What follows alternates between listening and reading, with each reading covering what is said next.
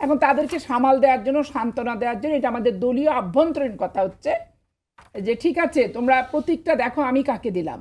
এখন বিএনপির একটা সব আসনে যদি বিএনপি দেয়, তাহলে এই যে ইনারা যে লড়াই করলেন এতদিন, ইনাদের মর্যাদা, সম্মান, ইজ্জত, সবকিছু রাখতে হবে।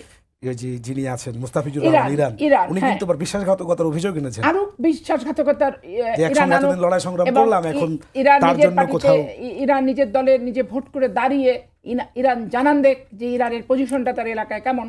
বিশ্বাসঘাতকতার প্রশ্ন যখন আনছে ইরান, আমি বক্তব্যটা শুনছি এবং তার সত্যিকার অর্থে বলি আপা, জোটের মধ্যে মানে আরো অনেকে আছে, মান্না ভাইয়ের প্রতীক মানুষ কয়জন জানে বলেন?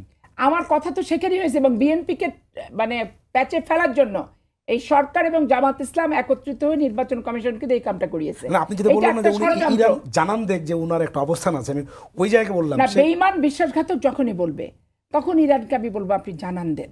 কারণ সামান্য একটা সিলি ম্যাটার নিয়ে বেঈমানি বিশ্বাসঘাতকতা কেন আসবে?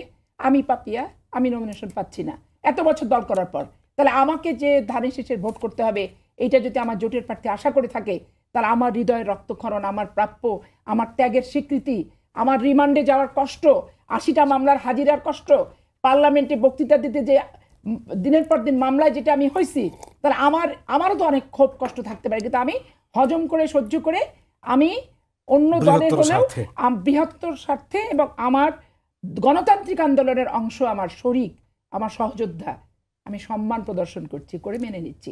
এইটাই মিন করতেছে।